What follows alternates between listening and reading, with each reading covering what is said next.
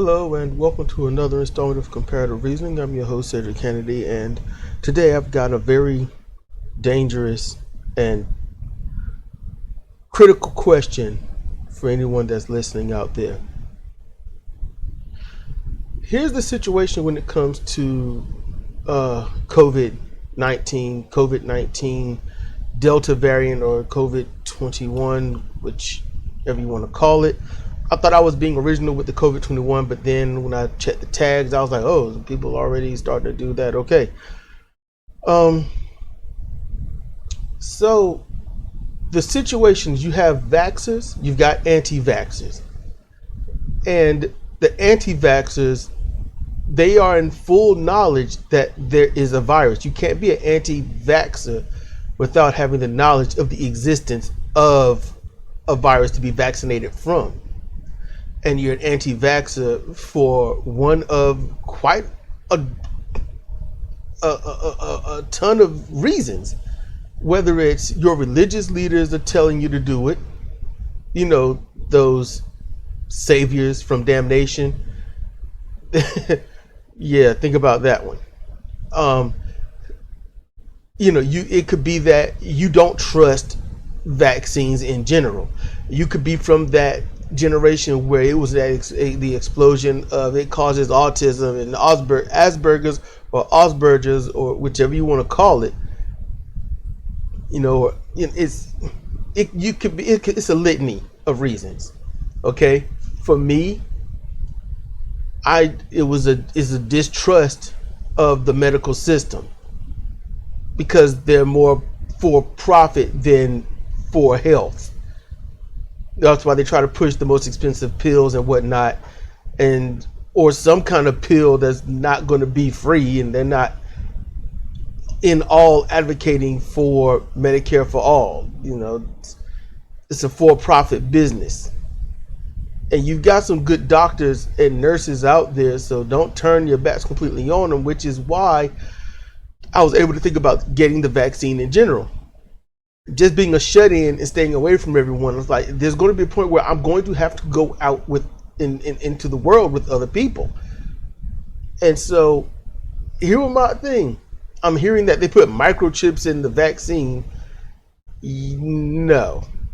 Okay. The best thing they can do is put some kind of liquid sort of dye or metallic something, whatnot, and somehow they can do a scan and say this person has something in them, and then move on.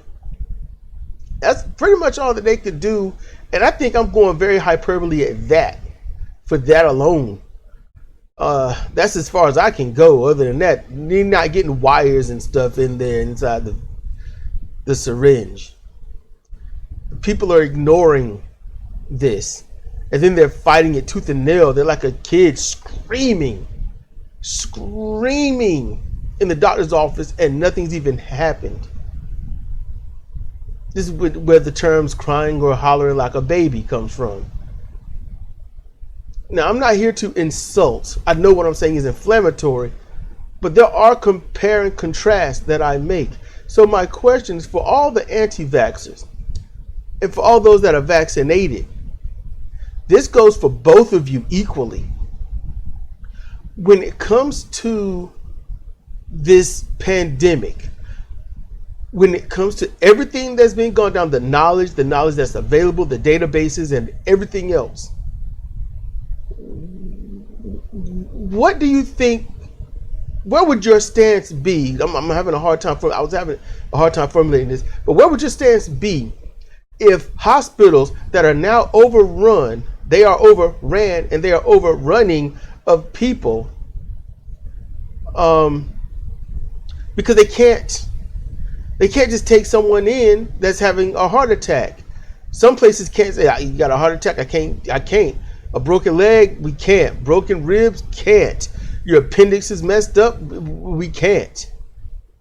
You're having insulin shock or anything, or diabetic coma or anything like that, we can't.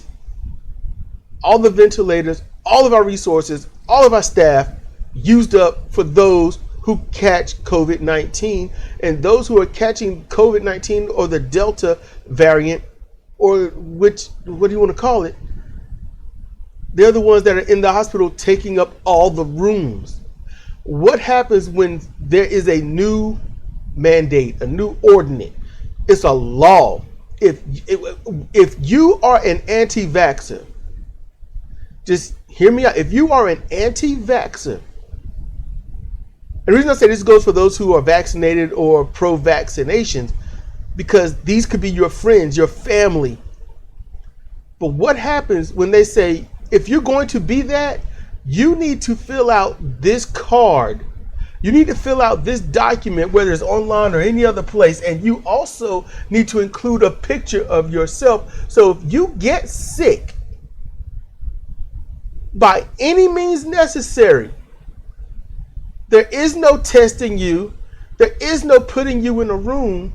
All there is we are pushing you away so that those who are actually sick with things that they wanted to prevent, who are sick with things that they did not want in the first place, we have room for them. For those that are heart attack victims, those who have suffered a broken leg, a compound fracture, compound meaning the bone sticks through the skin, those that have hairline fractures or dislocations, or they are sick with, whether it's the flu, or anything, the flu, malaria, COVID, don't even matter what, just make it up and just give it to them. They can be seen because they want it to be okay. If you are rejecting the vaccine, do you think it's fair to catalog you and then push you away at the door when you do get sick of anything, and not let you, the one that didn't take it serious, the grasshopper, and push you away? Because when it comes to that story, the grasshopper and the ant, it was all about preparedness. That's what that was.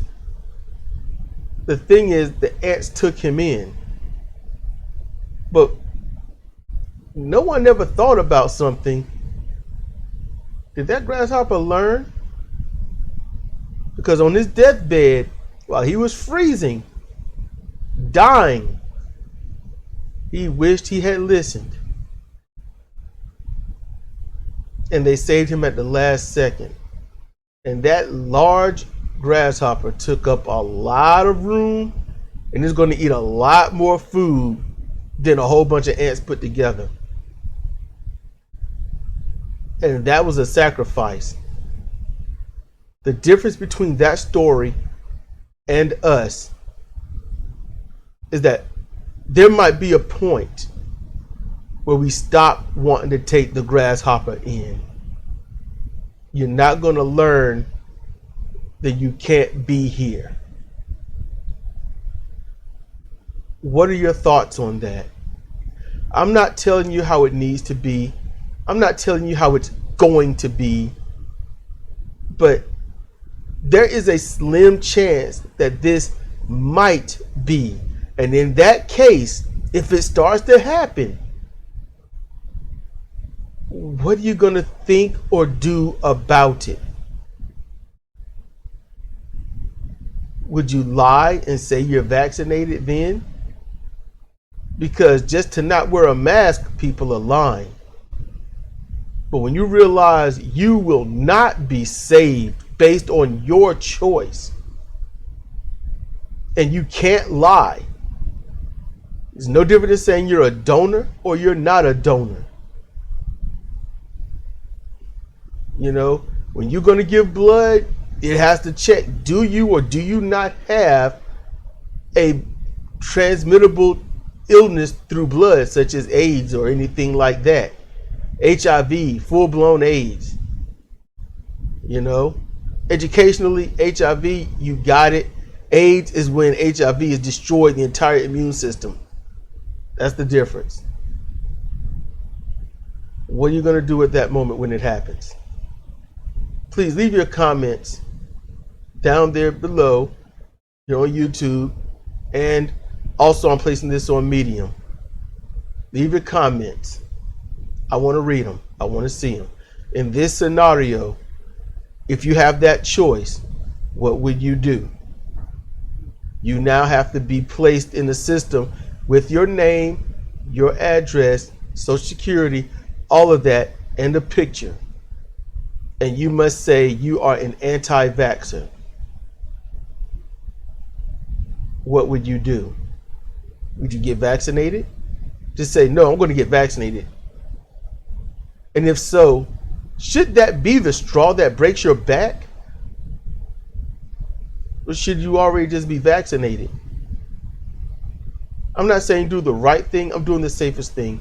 For me, before all of this blew up real crazy and I had to make a choice, it wasn't about anti-vaxxing or anything. It was distrust. I can not get vaccinated, get the virus, and die. Or I could get vaccinated, which is a part of the dead version of the virus, and then I die from their vaccination. So one way or the other, I'm just trying to choose which way I'm going to die. You know, is it my freedom or is it my freedom? I figured best thing I could do is simply get vaccinated and see what happens, opposed to doing nothing at all, seeing that there was over, at the time, 460,000 people dead. I chose to get vaccinated and just see what would happen. I didn't want to be part of them. That was the final thing. I didn't want to be a part of them. This has been Cedric Kennedy for Comparative Reasoning. Leave your comments, and thank you for listening.